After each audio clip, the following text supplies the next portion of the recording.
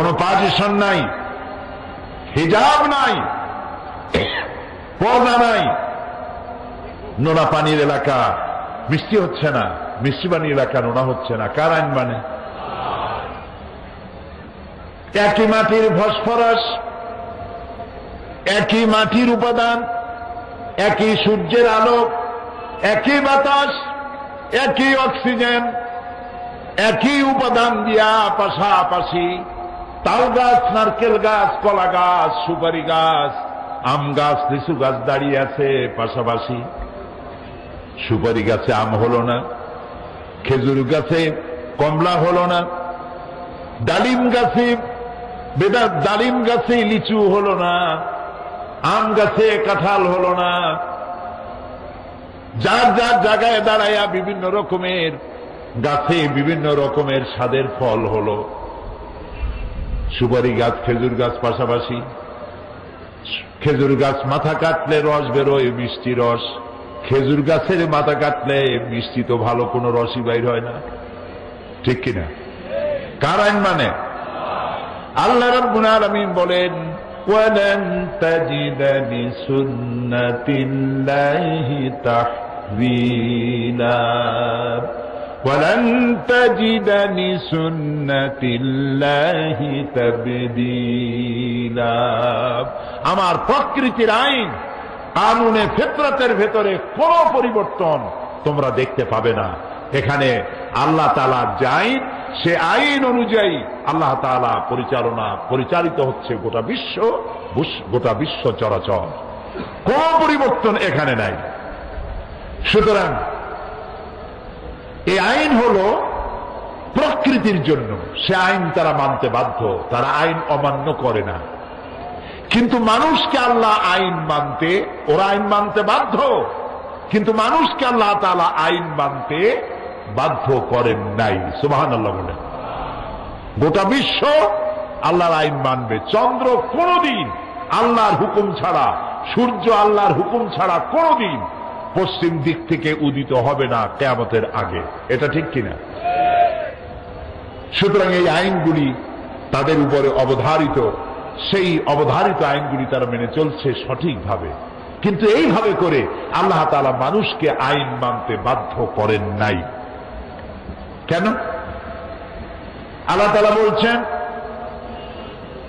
আমি মানুষকে আইন মানার জন্য বাধ্য করি নাই, কারণ হলো ওয়ালাকাদ কাররামনা বানি আদম, আদম সন্তানকে আমি মর্যাদা দিয়েছি, সম্মানিত করেছি। সমস্ত সৃষ্টির ভিতরে সেরা সৃষ্টি কে? তা আমরা জানি না। মানুষ। এই যে বলে 18,000 মখলুকাত, বলে না মানুষে? এটা একটা ভুল কথা। কে গুনছে 18,000 মখলুকাত? বলে 130 ফরজ। পাইছে কোথায় 130 ফরজ? এগুলি ভুল কথা। মখলুকাত কত, আল্লাহ কত সৃষ্টি করেছেন, পৃথিবীর সমস্ত বিজ্ঞানীরা আজও গুণে শেষ করতে পারে নাই। সমুদ্রের বেলাভূমিতে বালুকণা কেউ যদি গুণে শেষও করতে পারে, আল্লাহর সৃষ্টি কত তা গুণে শেষ করা যাবে না। সমস্ত সৃষ্টির ভিতরে আল্লাহ তাআলা শ্রেষ্ঠ সৃষ্টি বানাইতে কারে? পরে আপনারা সৃষ্টির সেরা হইলেন কোন দিক থেকে? কিসের বিচারে? কোন কম্পিটিশনে আপনারা ফার্স্ট হইয়া আপনারা সেরা বলে নির্বাচিত হলেন? যদি দৌড়াবার দিক থেকে প্রতিযোগিতামূলক দৌড় প্রতিযোগিতায় যদি ফার্স্ট হইতো কোন প্রাণী, তাহলে তো চিতাবাঘের ফার্স্ট হওয়ার কথা, যেহেতু সে ঘন্টায় 60 থেকে 70 মাইল দৌড়ায়। কিলোমিটার না, 60 থেকে 70 মাইল, প্রায় 100 কিলোমিটার দৌড়াইতে পারে প্রতি ঘন্টায়। যদি হিংস্রতা এবং ক্ষিপ্রতার দিক থেকে নির্বাচিত হতো শ্রেষ্ঠত্বে, তাহলে তো সিংহের হওয়া উচিত ছিল, ব্যাঘ্রের হওয়া উচিত ছিল। যদি সাঁতারের দিক থেকে শ্রেষ্ঠত্বের নির্বাচিত হতো, তাহলে তো মাছের হওয়া উচিত ছিল। ওড়ার দিক থেকে যদি হতো, তাহলে তো পাখির হওয়া উচিত ছিল। কোন বিচারে মানুষ সৃষ্টির সেরা হলো? বলেন তো দেখি। মাশাআল্লাহ, যারা বুঝেছেন তারা বলেছেন। আবার যারা বোঝে না, আমি একথা মনে করি না যে এই মাহফিলে যারা আসছে তারা বোঝে না, বোঝে, কিন্তু একটু বুদ্ধি শুদ্ধি ভালো রাখে। তারা একটু, যারা বেশি বোঝেন বলে ফেলেছেন, আর যারা তার থেকে বেশি বোঝেন তারা মনে করেছেন কোন জবাব দিয়ে কোন জ্বালা, তার থেকে চুপ করে থাকাই বেটার। মানুষকে আল্লাহ তাআলা জ্ঞানের জন্য শ্রেষ্ঠ করেছেন। সুবহানাল্লাহ। আপনি কি লক্ষ্য করেছেন, গাভীর পেট থেকে বাচ্চাটা পড়লো, ছাগলের পেট থেকে বাচ্চাটা পড়লো, পড়িয়া দাঁড়ায়, দাঁড়াইয়ে পড়ে যায়, দাঁড়ায় পড়ে যায়, এরপরে দৌড় মারে। সুবহানাল্লাহ। কিন্তু একটা মানুষের বাচ্চা, ওর দাঁড়াইতে দৌড়াইতে কয় বছর সময় লাগে। খুলিকাল ইনসানু দাঈফা, আল্লাহ তাআলা বলেছেন মানুষকে আমি বানাইছি একদম দুর্বল করে। সুবহানাল্লাহ। কি দুর্বল, কান্দা ছাড়া ভাষা নাই, পেশাব পায়খানায় পড়ে থাকে, মা সাফ না করলে তার কোন উপায় থাকে না। এই মানুষ সৃষ্টির সেরা কেমনে হইল? আল্লাহ তার জ্ঞান দিল, এমন জ্ঞান দিল যে জ্ঞান দিয়ে সে গাড়ি আবিষ্কার করলো। গাড়ি আবিষ্কার করিয়া সে এখন চিতাবাঘের পাশে ফালায় থুইয়া মারলো দৌড়। 150-200 মাইল স্পিডে চলছে। জাপান ট্রেন আবিষ্কার করেছে 350 থেকে 400 কিলোমিটার বেগে দৌড়ায় পার আওয়ার। চিন্তা করছে এখন বাঘ কোথায় পড়ে রয়েছে। দেখেন, এগুলো দেখবেন, দেখলে জ্ঞান আরো বাড়বে। টেলিভিশনে খালি ওই কোথাকার আইডল নাকি একটা হয়েছে ইন্ডিয়ায়, কতগুলা ওপেন কনসার্ট। কি ওপেন কনসার্ট? মাথায় কতগুলো চুল, এদিকে ভালা একবার, ওদিকে ভালা একবার, 3টা সিট দেয়, 2টা লাভ দেয়, আর মানুষ অস্থির হয়ে যায়। কি সর্বনাশ, কি দেখিলাম মায়ের, কপাল পোড়া যত। টেলিভিশনের ভিতরে ন্যাশনাল জিওগ্রাফি দেখেন, ডিসকভারি দেখেন, এনিম্যাল প্ল্যানেট দেখেন, সেজদা দিতে ইচ্ছা করবে আল্লাহরে। কি সব প্রাণী তিনি বাড়াইছেন। সুবহানাল্লাহ। এবং প্রত্যেককে সৃষ্টি করে তার আবার আহার যোগাবার জন্য তার ব্যবস্থা করে দিয়েছেন। খাবে কেমনে সে কায়দাটাও করে দিয়েছেন। এক রকমের জীব দেখলাম এতটুকুন লম্বা, সে তার শিকার ধরবে, ফড়িং জাতীয়। ফড়িং এর কাছে দেখলে ফড়িংকে আর বসে থাকবে, সে তো উড়িয়ে যাবে, সেই জন্য সে দূরে থাকে। দূরে থেকে ফড়িংটা ধরার জন্য নিজের জিব্বাটা ঠিকে মারে। জিব্বায় এমন আটা, ফড়িংটার দূরের থেকে ধরে এনে গিলে খাই বলে দেয়। পানির ভিতরে এক প্রকারের মাছ দেখলাম, সেই মাছগুলি তাকে যখন খাইতে আসে অন্য মাছেরা, কিলিং ফর লিভিং, ও বাঁচার জন্য হত্যা করে, বাঁচার জন্য খায়। যখন সে অন্য কিছু একটা তারে খাইতে আসছে, তখন তার পিছনের দরজা দিয়া এক প্রকারের কিছু একটা ছেড়ে দেয়, দিলে পরে আশেপাশের পানিগুলো ইলেকট্রিফাইড হয়ে যায়। পরে যে আক্রমণ করতে আসে সে ওই বিদ্যুতাহত হয়ে সে ফিরে চলে যায়, ওরে ধরতে পারে না। অথবা পানিগুলি কালো হয়ে যায়, ওরে দেখতে পারে না, সে আত্মগোপন করে চলে যায়। এই আত্মরক্ষার জ্ঞানও আল্লাহ তাআলা ওকে দান করেছেন। তা আমরা দৌড়ের দিক থেকে জ্ঞানের কারণে চিতাবাঘের পাশে ফেলাই দিলাম। প্লেন আবিষ্কার করে পাখির সাথে উড়লো, চট্টগ্রাম থেকে ডানা মেলল বিমান। কোথার পাখি কোথায়, ও উড়ে বাঁশখালী যাওয়ার আগে আমি জেদ্দা গিয়ে নামলাম। ঠিক কিনা? ঠিক কিনা? পানির ভিতরে মাছেরা সাঁতরায়, স্পিড বোট তৈরি করে মাছের ভালায় ফিয়া কোথার থেকে কোথায় গেলাম। তিনি মাছটাকে পানির মধ্যে, সমুদ্রের মধ্যে সাবমেরিন আবিষ্কার করে এই মানুষ সাবমেরিনে মাছে ভালায় ফিয়া প্রশান্ত মহাসাগরের মধ্য দিয়া আটলান্টিকের ভেতরে সমুদ্র উতাল পাতাল করে দিয়ে এক প্রান্ত থেকে আর এক প্রান্তে চলে যায়। যে সাপের দংশন খেলে মানুষ মারা যায়, সেই সাপের গর্তের মধ্য থেকে টেনে বের করে এই যে ফনা ধরে যে সাপ, চট্টগ্রামে কি কয়, ঠোক মারলেই মরে মানুষ, ওইটা কি কয়? হ্যাঁ, গৌরব। হ্যাঁ, নোংরা। আচ্ছা, আপনি বুঝলেন, আমি বুঝলাম না, আপনারা বুঝলে হইল।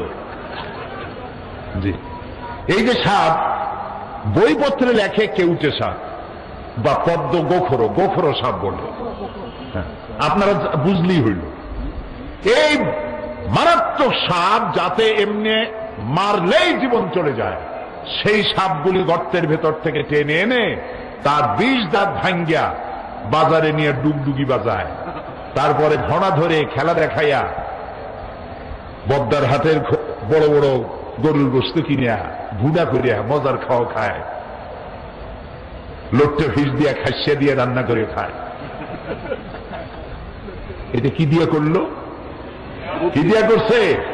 বুদ্ধি দিয়ে। বুদ্ধির কারণেই আল্লাহ তাআলা বলেছেন আইন তোমার উপরে আমি বাধ্যতামূলক করলাম না। সুবহানাল্লাহ বলবেন না? আমি তোমারে বাধ্য করলাম না।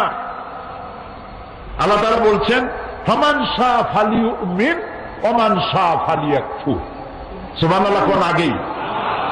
ও বান্দা, তুমি ইচ্ছে করলে আমার উপরে ঈমান আনতেও পারো, আমার বাধ্য আমার আনুগত্য করতেও পারো, আর ইচ্ছে করলে আমার অবাধ্য হতে পারো। আমি তোমার ইখতিয়ার দিলাম।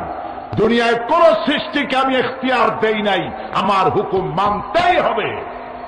তুমি কেবলমাত্র মানুষ, আমি তোমারে এইটা দিয়ে দিলাম। ইচ্ছে করলে মানতে পারো, ঈমান আনতে পারো, ইচ্ছে করলে কুফরিও করতে পারো, তবে আমি দুইটা পথ দেখায় দিলাম। কাত্তাবাইয়ানার রুশদু মিনাল গাই, হক এবং বাতিলকে আলাদা করে দেখালাম, ডান পথ দেখালাম আর বাম পথ দেখাই দিলাম। পথ কয়টা? দুইটা। এদিকে ডান, এই ডান দিকের নেতৃত্ব দিয়েছে নবীরা। নবীদের পথ ধরে যদি চলো, নবীরা তোমাদের নেতৃত্ব দিয়ে নিয়ে যাবে কোথায়? বলেন সবাই, জান্নাতে। আরেকটা আছে আসহাবুস শিমাল, এটা বাম দিক, বামপন্থী। এটা কি পন্থী? এর নেতা হলো শয়তান। বামপন্থীদের নেতা কে? চিল্লায় বলে। আমার দেশের কিছু মুসলমান কপাল পোড়া। কি পোড়া? জোরে কর। কপাল পোড়া। নিজেদের পরিচয় দেয় বামপন্থী। কত বড় কপাল পোড়া। এদের নেতা হলো শয়তান। এদের নেতা কে? শয়তান। সব পৃথিবীর বামপন্থীদের দিয়ে নেতৃত্ব দিয়ে নিয়ে যাবে কোথায়? জাহান্নাম। আল্লাহ তাআলা দুটি রাস্তা দেখালেন, একটা ডান আর একটা বাম। তোমার জ্ঞান দিছি, এখন এই জ্ঞান দিয়ে তুমি অগ্রসর হও, কোন দিকে যাবা। আর এই যে তোমার স্বাধীনতা দিলাম, দিলাম এই জন্য যেহেতু আমি তোমাকে সম্মানিত করেছি। তোমার যে আমি বানালাম, এত সুন্দর করে তো আমি কেউরে বানাই নাই। সুবহানাল্লাহ বলবেন না? আল্লাহ রাব্বুল আলামিন বলেন লাকাদ খালাকনাল ইনসানা ফি আহসানি তাকওয়িম। সব থেকে সুন্দর করে বানিয়েছি আমি মানুষগুলিকে। আহারে, এই মানুষ দেখতে কত সুন্দর। সুবহানাল্লাহ বলবেন না? এই যে দুটো চোখ আল্লাহ দান করলেন, উপরেও হাড্ডি নিচেও হাড্ডি। একটু চিন্তা করেন তো, চোখ দুইটা যদি দুই হাড়ের মাঝখানে না হইয়া কুমিরের মতো, চোখ দুইটা যদি হইতো কপালের সামনে, ফুটবল খেলতে গিয়া হেড করতে গেলে দুইটা চোখই ডিমের মতো পোষ হয়ে যায়। আচার খাইতে চোখ দুটার কাম সারা। আল্লাহ কি সুন্দর জায়গায় হেফাজত করে রাখছেন দুইটা চোখ। সুবহানাল্লাহ। আপনি কথা বলবেন, যদি ঠোঁট দুটা না থাকতো তাহলে চিন্তা করেন তো মুখের দশাটা হইতো কি? ঠোঁট নাই, কিছু চোখ বুঝে চিন্তা করেন মুখের দশা কি। দুইটা ঠোঁট দিয়া মুখের সৌন্দর্য বাড়ালেন, তারপরে আপনি আওয়াজ করবেন, মুখের মধ্যে যা ভাষা হয়ে বাইর হবে। সুবহানাল্লাহ। শুধু একটা জিহ্বা, একটা টেস্ট মেশিন মুখের মধ্যে আল্লাহ দিলেন, এবং এই জিহ্বাটায় কত জাতের স্বাদ আল্লাহ দান করলেন। সুবহানাল্লাহ। লচ্চা ভিসের মজা আর রূপচান্দার মজা একরকম, কোরাল মাছের মজা আর শুটকি মাছের মজা একরকম, রসগোল্লার মজা আর চানাচুরের মজা একরকম, পালং শাক আর পুঁই শাক একরকম। একটা জিহ্বা, কত মজা। সুবহানাল্লাহ। এবং এই জিহ্বাটা যে আল্লাহ এত নরম বানালেন, একটা চুল পড়লেও টের পাওয়া যায়, ঠিক না? একটা শক্ত রগও নাই, হাড্ডি তো নাই। জীবনের প্রথম যখন আমি পার্লামেন্টে গেলাম, 1996-তে প্রথম নতুন মেহমান আমি পার্লামেন্টে, দুই দলে বাঁধলো ঝগড়া, বোঝেন তো? স্পিকার হিমশিম খেয়ে গেছেন, হুমায়ুন হোসেন চৌধুরী সাহেব ইন্তেকাল করেছেন, আল্লাহ তার প্রতি রহম করুন। আমি নতুন মানুষ তো, আমিও অবাক হয়ে গেলাম যে এইরকম লাগে নাকি পার্লামেন্টে, আইলাম কই। আমি একটা ছোট্ট চিঠি লিখলাম স্পিকার সাহেবকে, আপনি যদি অনুগ্রহ করে আমাকে ফ্লোর দেন, আমি চেষ্টা করতাম পরিস্থিতি কুল ডাউন করতে। উনি চিঠিটা পাইয়া খুব খুশি হইলেন, উনি আমার নাম ঘোষণা করলেন, আর আল্লাহর কি মেহেরবানি, দুদিকের লোকেরাই বসে পড়ল। আমি আলোচনা করতে গিয়ে বললাম, মাননীয় স্পিকার, আমরা জানি আল্লাহ তাআলা আমাদের কাছে জিহ্বা দিচ্ছেন খুব নরম, ভেরি সফট, এত সফট চুল পড়লেও টের পাওয়া যায়, এত শক্ত রগ নাই, হাড্ডি নাই। আল্লাহ তাআলা জিহ্বাকে এত নরম করেছেন এই জন্য যাতে করে মানুষ নরম নরম কথা বলে। কিন্তু আমি পার্লামেন্টে ঢুকে দেখলাম, পার্লামেন্টে যারা আসছেন অধিকাংশ লোকেরাই এই নরম জিহ্বাটা দিয়ে কুড়ালের কাম করে। আহারে, আল্লাহ মানুষের জিহ্বা দিচ্ছেন নরম কথা কও, সুন্দর সুন্দর কথা কও। কিছু নেতা নেত্রী আছে, হায়রে আল্লাহ জিহ্বা এত খারাপ। আমি বলি যদি জিহ্বাই হয় এরকম, আর শত্রু লাগবে না, একখান জিহ্বাই যথেষ্ট। ভালো কথা কইতেই জানে না, আল্লাহ রহম করুক, বলি আমি। আল্লাহ রাব্বুল আলামিন ঠোঁট দিলেন, জিহ্বা দিলেন, এই জিহ্বাটা নরম, আর তার চতুর্দিকে আবার শত্রু। চেনেন সেই শত্রুগুলা? কন্ত কি? দাঁত। কয়খান? 32টা শত্রুর মধ্যে একটা নরম জিহ্বা। এই জিহ্বাটা এই 32টা শত্রুর প্রতি এত দয়াটা, কোন দাঁতের মধ্যে একটা কিছু যদি ঢোকে, জিহ্বা সারাক্ষণ চেষ্টা করে গুতায় বাইর করার জন্য। মুসলমানকে এরকম হইতে হবে, দুশ্মন সারা পৃথিবীব্যাপী আপনি নরম কথা দিয়া, বুদ্ধি দিয়া, কৌশল দিয়ে মানুষগুলি ইসলামের গোলাম বানায় ফেলবে।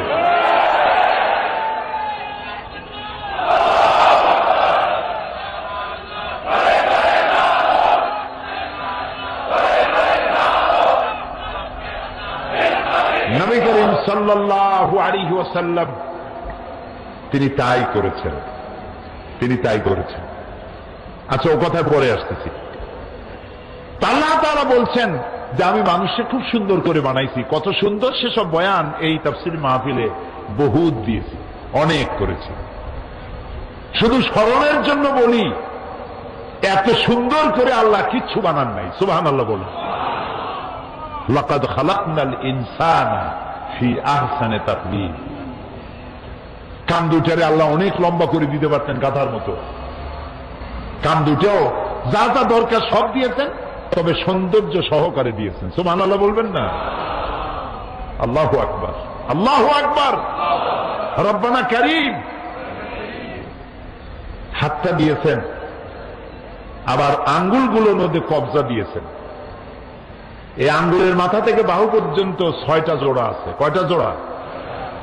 একটাও যদি জোড়া না থাকতো, এটা হয়তো লাঠি, হাত হইতো না, এতে ভাত খাওয়া যেত না।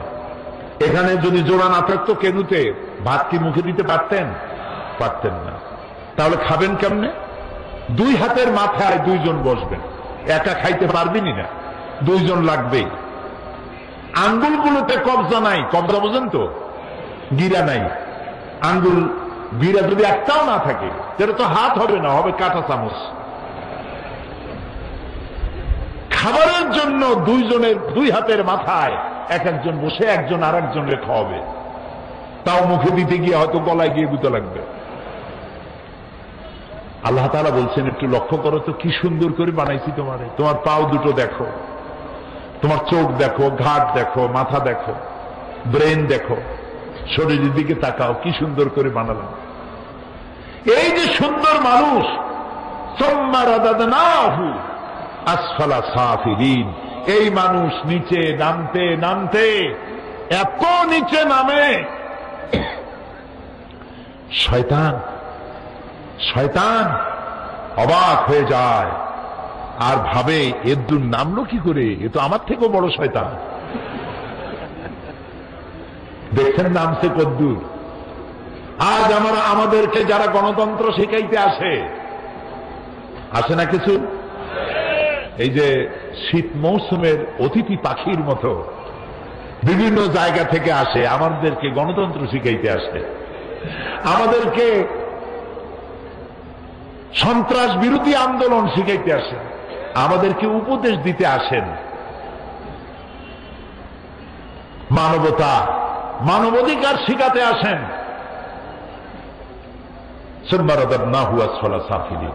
তোমরা কদ্দুর নামছো, তোমরা কি চিন্তা করেছো?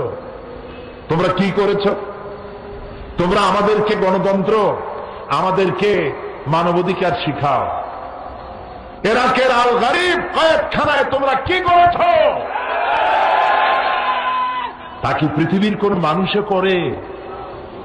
আমি তো ভাষা দিয়ে বলতে পারবো না, ভাষা দিয়ে আমার কাছে ওই ভাষা নাই যে ভাষা দিয়া আল গরিব কয়েদখানায় ইরাকে তারা যা করেছে, আমি ভাষা দিয়া বুঝাইতে পারবো না। মুসলমানগুলি উলঙ্গ করে কুত্তার বেল্ট মুসলমানের গলায় পরাইয়া রাস্তায় রাস্তায় টেনেছে, মুখের মধ্যে পেশাব করেছে। গুয়ান্তানামো বে ইরাকে বন্দি শিবিরে, ইরাকে আপনার গুয়ান্তানামো বেতে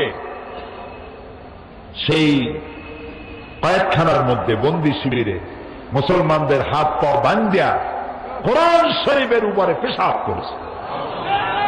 তোমরাও মানুষ, তোমরাও মানুষ।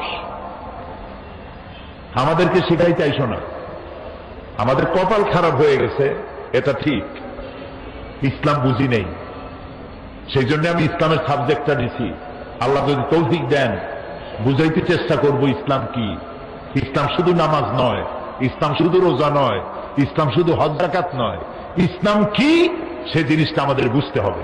আমরা কারা, আমাদের ইতিহাস জানতে হবে। আমরা পৃথিবীর সেরা মানুষ, আমাদের থেকে শ্রেষ্ঠ জাতি আকাশের নিচে জমিনের উপরে আর নাই, সে কথাটি বুঝতে হবে। প্রিয় ভাই সব, আল্লাহর কথা কত সুন্দর। সুম্মা রাদাদনাহু আসফালা সাফিলিন। এই শ্রেষ্ঠ মানুষ নিচে নামতে নামতে কদ্দুর নামলো। একটু লজ্জার কথা হলেও বলি, যৌন চাহিদা মেটাবার জন্য কোন পুরুষ শূকর কোন আরেকটি পুরুষ শূকরকে ব্যবহার করে? একটা পুরুষ কুকুর আর একটা পুরুষ কুকুরকে ব্যবহার করে? যারা আমাদের সভ্যতা শিখাইতে আসে, আমি ঘৃণায় ওদের নাম বলবো না, আমি আমার অন্তরের সমস্ত ঘৃণা দিয়ে ধিক্কার জানাই যারা পাশ্চাত্য সভ্যতার নামে পৃথিবীতে আজকে অসভ্যতা করছে। ওরা ওদের পার্লামেন্টে পুরুষে পুরুষে বিবাহ জায়েজ করেছে, মেয়ে লোকে বিবাহ জায়েজ করেছে। ওরা বিশ্ব ভালোবাসা দিবস করতেছে। এই যে কত ফেব্রুয়ারি যেন, 14 ফেব্রুয়ারি বিশ্ব ভালোবাসা দিবস। আমাদের শিখায় ভালোবাসা। আরে বেটা, আমাদের ভালোবাসা শিখাবি তোরা? পৃথিবীতে যদি জরিপ করা হয় তাহলে দেখা যাবে সব থেকে বেশি পাগল ওই দেশটিতে যে দেশের 2 অক্ষরের নামের ব্যক্তি দুনিয়ায় সন্ত্রাসী তৎপরতা চালায়। কারণ কি? কারণ হলো স্বামী স্ত্রীতে যদি মহব্বত না থাকে বাড়ি জাহান্নাম হয়। কি হয় বোঝেন না? যেই বাড়িতে স্বামী স্ত্রীতে মহব্বত নাই, আপনার বাড়িতে আপনি 1000 কোটি টাকার মালিক হন, গুলশানে আর বনানীতে বাড়ি থাকুক 40টা, কিন্তু স্ত্রীর সাথে মহব্বত নাই, আপনার বাড়ি আপনার জীবন জাহান্নামের জীবন। আপনি 1000 কোটি টাকার মালিক হন, গুলশানে আর বনানীতে বাড়ি থাকুক 40টা, কিন্তু স্ত্রীর সাথে মহব্বত নাই, আপনার বাড়ি আপনার জীবন জাহান্নামের জীবন। ওদের দেশে তাই, স্বামী তার স্ত্রীকে বিশ্বাস করে না, স্ত্রী তার স্বামীকে বিশ্বাস করে না। স্ত্রী তার স্বামীরে বলে যে আজকের রাতে আমার বয়ফ্রেন্ড আমার সাথে রাত কাটাবে, তুমি অন্য কোনো ফ্ল্যাটে অথবা রেস্টুরেন্টে গিয়ে থাকো। স্বামী বেচারা যদি অসন্তুষ্ট হয়ে পুলিশে খবর দেয়, যদি পুলিশকে, স্বামী যদি তার স্ত্রীকে এই কাজে বাধা দেয়, তাহলে স্ত্রী 999 ডায়াল করে, সাথে সাথে থানা থেকে পুলিশ আসে। স্ত্রী নালিশ করে, আমি আমার বয়ফ্রেন্ড নিয়ে ঘুরবো, মার্কেটিং করব, রাত কাটাবো, সে আমার মৌলিক অধিকারের উপরে হস্তক্ষেপ করেছে, সে আমাকে বাধা দেয়। পুলিশ বলবে, বেটা তোমার স্ত্রী একটা বয়ফ্রেন্ড কেন, 15টা বয়ফ্রেন্ড নিয়ে থাকবে, তাতে তোর কি, যা বড় বাইরে চলে যা। এই হলো সভ্যতা। প্রিয় ভাই, সব বানানো কথা বলার অভ্যাস আমার নাই। আমার চোখে দেখেছি মা নিজের বাচ্চাকে পুশ চেয়ারে করে রাস্তা দিয়ে ঠেলে নিয়ে যায়, আর কুত্তার বাচ্চা কোলে নিয়ে হাঁটে। এই সন্তান তার মাকে কেন শ্রদ্ধা করবে, কেন ভালোবাসবে? ওই স্বামী তার স্ত্রীর জন্য প্রাণ দিবে কেন? যে স্ত্রী তার স্বামীর সামনে ভিন্ন পুরুষের কণ্ঠলগ্ন হয়ে থাকে। এবং ওই স্ত্রীও বা স্বামীকে শ্রদ্ধা করবে কেন? যে স্বামী তার স্ত্রীর সামনে অন্য মেয়েদের বাহুলগ্ন হয়ে থাকে। ভালোবাসা নাই। সেই জন্য বৎসরের মধ্যে একদিন হলেও ভালোবাসার নামে ভনিতা করা লাগে বলে 14ই ফেব্রুয়ারি তারা বেছে নিছে। আমরা ওই জাতিকে বলি, আমি আজকে পরিষ্কার বলতে চাই, এটা বিশ্ব ভালোবাসা দিবস নয়, এটা বিশ্ব বেহায়া দিবস। আমার দরকার নাই তোমার ওই ভালোবাসা, কারণ আমার জন্মই হয়েছে ভালোবাসা দিয়া। আমার রসুল বলেছেন আদ-দীন আন-নাসিহা, ইসলাম হলো ভালোবাসা। ইসলাম মানেই ভালোবাসা, ইসলাম মানেই ভালোবাসা। আজকে তো আর দিবসের অভাব নাই। পিতৃ দিবস, মাতৃ দিবস, নারী দিবস, কন্যা দিবস, স্বাস্থ্য দিবস, কলেরা দিবস, বসন্ত দিবস। এখন আবার শুনতেছি নতুন ভাবে আর এক দেওয়াল লিখন হচ্ছে, বিশ্ব চিন্তা দিবস। আয়োজকদের জিজ্ঞেস করলাম, ভাই বিশ্ব চিন্তা দিবসের থিম কি, বিষয়টা কি? কয় যে আমরা অনেক ভেবেছি যে কি করা যায়। পরে আমরা চিন্তা করলাম, বিশ্ব চিন্তা দিবসে আমরা পার্কে, রাস্তায়, আইল্যান্ডে, বিভিন্ন জায়গায় দলবদ্ধ হয়ে বসে চিন্তা করব যে আসলেই আমরা কোনো বিষয় চিন্তা করতেছি কিনা। এগুলো বিশ্ব চিন্তা দিবসের থিম। কপাল পড়েছে জাতির, আমাদের ভালোবাসা শিখায়। আমার ওইটার দরকার নাই। আমার বাংলাদেশের মতো, মুসলমানদের মতো যৌথ পরিবার পৃথিবীতে নাই। দাদা মিয়া, মা, দাদা, মা, নানি, নানা, ভাই, ভাতিজা, বাপ, মা একসাথে খাইয়া না খাইয়া এক বাড়িতে আমরা থাকি। আমাদের এই ঐক্যবদ্ধ ফ্যামিলি কেন? আমরা শান্তিতে আছি কেন? পূজা রোজা একসাথে হয় কেন? এই জ্বালা সহ্য হয় না। আমাদের মতো তোরা জ্বলিস না কেন?